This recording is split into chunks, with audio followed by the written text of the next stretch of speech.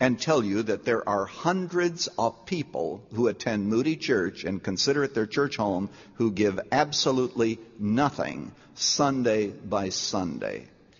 What do you think that reveals about their relationship with God? They have not grown in what the Apostle Paul says, this grace of giving. They have never seen that it is possible to actually give away some of that selfishness and to be able to participate in what God says turns out to be a harvest of righteousness.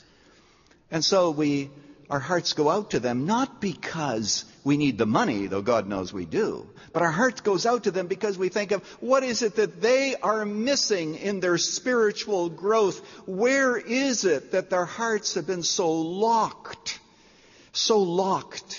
to God's Spirit? It is Jesus who said, "It is more blessed to give than to receive." What has happened to the joy? And so there was this emphasis of complete participation. That's another law of stewardship.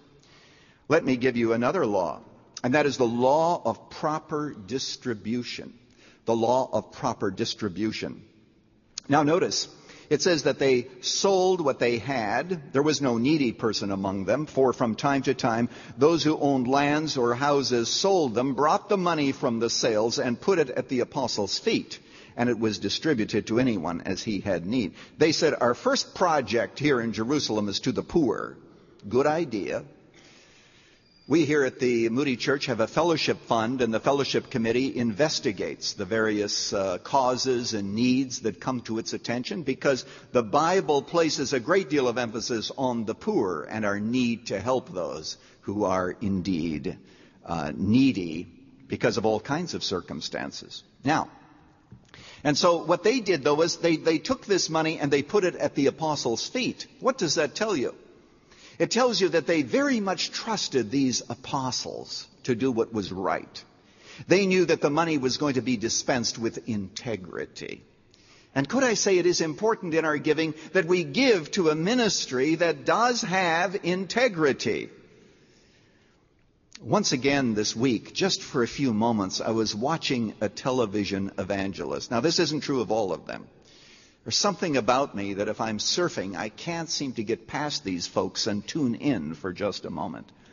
But as I was listening to him, I thought, is there anyone on planet Earth who actually cannot see through this man and his greed and his deceptions? I'm amazed at where some of God's people put their money. And indeed, it is important that we have a sense of integrity and knowing what we are giving the money for.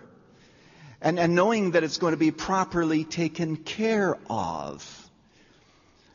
I hope I don't need to say this, but here at the Moody Church, integrity with our finance committee, where everything is accounted for, not just to one person, but a committee and then a larger executive committee, is actually fundamental to who we are, because we need to be able to say, God, these are not our funds to be just distributed according to our own whims or for our own benefits.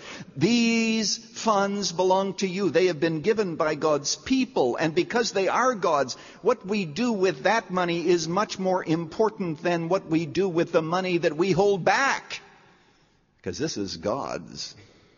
And so there was this commitment to proper distribution, the belief that my gifts and my commitment is going to go where it ought to go, and the responsibility that there is involved. And could I throw in a parenthesis here? When you're thinking of giving, if you give and you have a home church, and for most of you that, of course, is this one, you give first and foremost to the ministry where you are fed and blessed and where you are involved. Well, yes, of course, you give first of all to the ministry in which you are blessed and involved, the ministry of your local church. I really do believe that that is our first obligation, our first level of responsibility. I know that there are some of my friends who say, well, I want to give everything that I have to missions. That's wonderful, but if there were not those who sponsored the local church, we wouldn't even have a church that would be able to send missionaries, nor a church to be able to encourage missionaries to go. The local church is like an anchor, And when it is strong, it can be strong overseas. It can be strong in the lives of our missionaries and in the lives of all those whom it sends. So that's your first obligation. And I hope that wherever you attend church, that you will be generous with your church. Now, I need to say this very quickly, that of course beyond that, we all give, don't we? Certainly my wife and I, we give to other missionaries, we give to other mission organizations beyond the local church, and we're thankful that we have the opportunity of doing that. We ourselves here at Running to Win, we have financial obligations, and many of you have been so faithful in remembering us, and we even need more of you to do so in the future. But the bottom line is, it's important for you and for me to submit our finances to God and direct them as He guides us and as He wills. Thank you, Dr. Lutzer. Erwin Lutzer has wrapped up part 2 of He Owns Our Money, the 4th message in his series, When God is First, taken from the book of Acts. Tomorrow we'll explore in detail the law of unexpected blessing. Be sure to join us. Running to Win comes to you from Chicago's Moody Church to help you understand God's roadmap for your race of life. All 8 messages in this series can be yours on CD, cassette, or MP3. For full information, call toll-free at 1-800-215-5001. That's 1-800-215-5001. Visit our website at runningtowin.org. And don't forget, Running to Win is supported by listeners like you. This is Dave McAllister.